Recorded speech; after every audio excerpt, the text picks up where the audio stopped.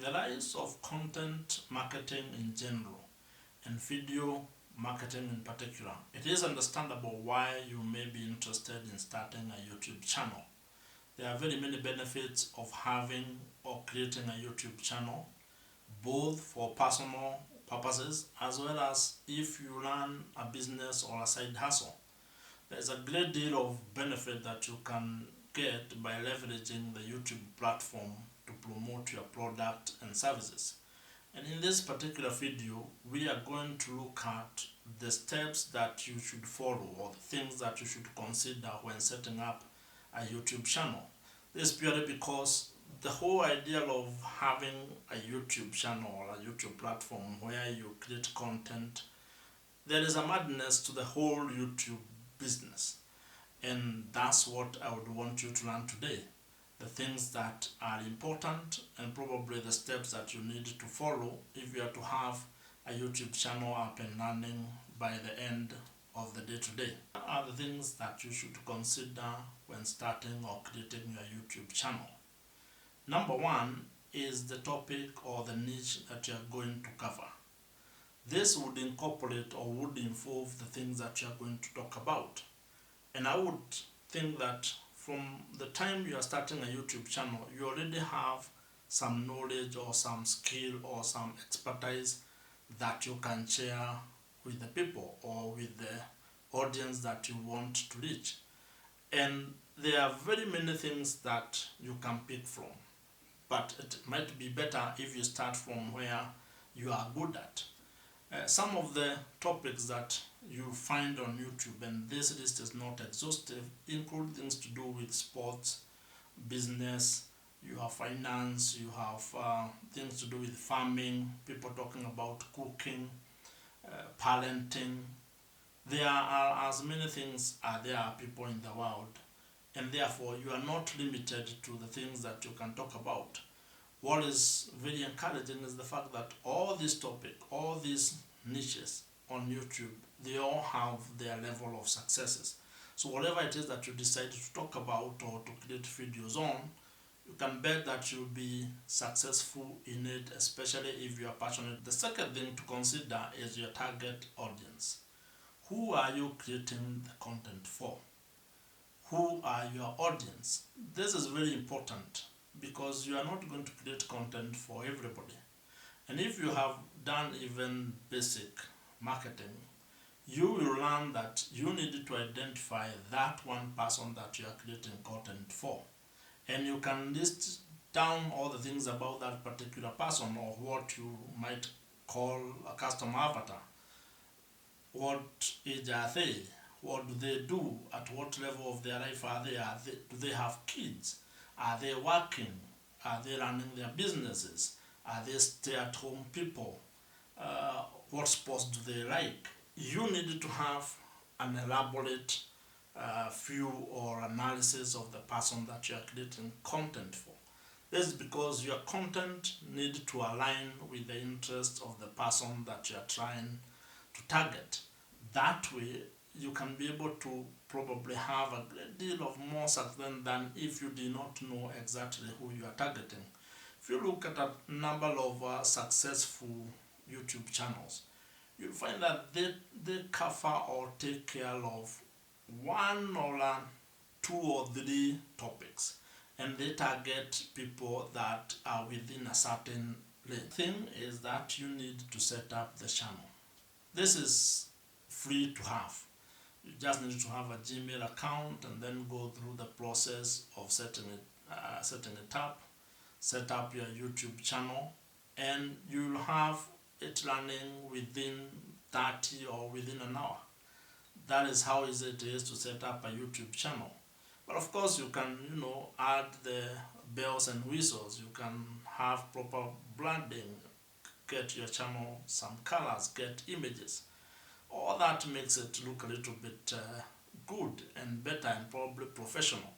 And especially if you are setting up your YouTube channel as a business, then you need to take into account that whole branding element so that then you are communicating or you are consistent either with the colors that you use or how the overall look of the channel is. And you can go on YouTube and look around and see people who have, invested a little bit more time to ensure that their YouTube channel look a little bit more interesting. Fourth thing that you need to have is a content plan. Once you have set up your channel, you know who your target audience is, and you have the topics that you are going to discuss or to cover, then it is good to sit back and have a plan of, the number of days that you are going to create content, how often, and also probably it might be better if you can list down the video ideas that you're going to cover maybe for a number of months. That way you will not be caught off guard, when you are supposed to create a piece of content and you find yourself that you have what most of the writers refer to as having a writer's block. In this case, having a videos block where you don't have an idea of the kind of video that you want to create. But you can take time, a day or two, to just list down all the ideas that you may have or may think that you want to create a video on. And I have seen people create even 100 topic ideas, 20 topic ideas. It all depends on how much you know about the topics that you want to discuss and the ideas that you want to explore. But you can list as many as you can, and then maybe narrow it down to what you might want to start with. The fifth thing to consider is with regard to the production or recording of your content. And this is where it becomes quite a bit of work, because you need to figure out when you are going to record and the kind of things that you need to make it work. If you are creating very sophisticated kind of videos, then that can take several days to even get the material and the content that you want. If you are recording videos that are, talkers like this one, and you know the material and you don't need to probably go to the field to do all that, then that can become relatively easy to produce your piece of content. But more important when it comes to production is to figure out how you can be able to make it efficient and easier for you. You probably don't want to be setting up your equipment all the time when you want to do one or two pieces of content. And that's where a lot of people, when it comes to productivity, then do what they refer to as batching, where you sit and record 2 or 3 pieces of content at one sitting. That allows you to be able to achieve more within a very short period of time. And it also ensures that you're in that state of flow, so that when you start recording, you are not stopping after one video. You record 2, 3. I have seen people who have tried to test even doing more than 3 within one single sitting. And then you can just be able to go to the next phases of production, whether it is editing, and then scheduling it and having the content that you did in one day go out several other days.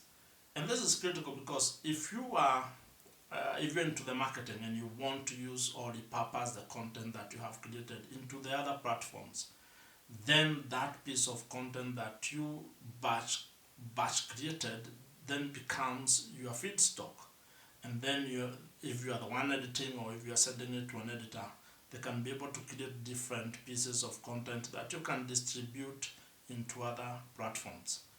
This goes into the next thing that you need to consider, which is with regard to your consistency. YouTube is difficult. A lot of people will tell you this, because there are days you don't necessarily feel like creating content. But if you have promised your audience that you are going to create content on a certain day or a certain time, or they expect you to be producing a piece of content once a week or twice a week or whatever your schedule is, then it is important that you ensure you show up. Think of your YouTube channel as a TV show. You know your favorite show comes on a certain day at a certain time, and you expect it over the season that they produce that particular show. After you have created your content, then it is the next thing of ensuring that you optimize that content. And this is where you need to learn or acquire the skill of search engine optimization. YouTube is part of Alphabet, which also owns Google. Those are the two largest search engines in the world, meaning that you can be able to create a piece of content, and by optimizing it, that piece of content can be found through search. When people go into YouTube and try to find out information about whatever it is that you have created content on, your piece of content should be able to come up, whether on the YouTube platform or as a search result on Google. In fact, today, if you have been searching for things, you'll find that YouTube or video content is appearing a lot on Google searches. That's the power of knowing and understanding search engine optimization, that your piece of content can always be shown to people who are looking for that particular piece of content. And that is why you need to be clear when you are creating content, how you are going to optimize that particular video. You do not necessarily want your content to go viral, and I know this is very important to people who are on YouTube. They want virality. But if you want consistent and sustainable traffic, then you may need to look at also how you can be able to incorporate search into your pieces of content. I cannot finish this particular video without then looking at the equipment that you might need to be able to ensure that you have your YouTube channel up and running. A lot of people stop from starting a YouTube channel because they think they need to buy the latest equipment and gadgets to make it work. But if you are to look at that, then you might never start your YouTube channel.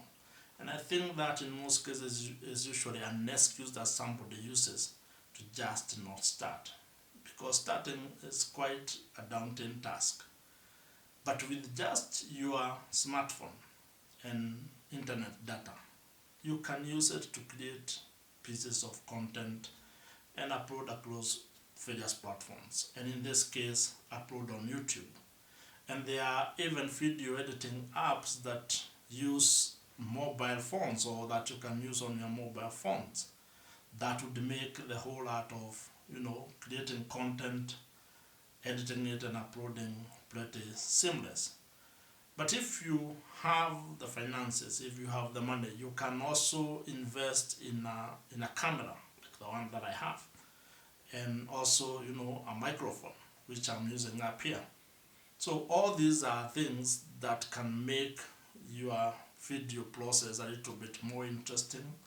But like I mentioned, you do not need the fancy gadgets. All you need is your phone and the idea for the content that we have discussed today are important if you are interested in creating videos and creating a YouTube channel. While you may need or you may not have all the skills that you need, I think what I'm learning from this particular journey is that you can continuously learn new things and keep improving. But the most important element is for you to start, because there will never be a perfect time when you have all your ducks in a row. You'll always feel inadequate to start. Maybe you have the phone or the camera, but maybe you feel you don't have the camera presence that you need, or there's something else that you do not have. And all those things can make you fail to start your YouTube channel. But if you are to start and learn on the job like everything else, you can continuously be improving.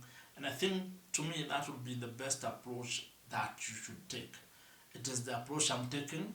I didn't know about all this YouTube business, but it's something that I'm willing to learn each and every week, so that then by the time maybe a year is over, you look back and see that there has been improvement on the videos that you're creating, on how you are telling the story, and probably more importantly on the people that you are able to help with the content that you are creating.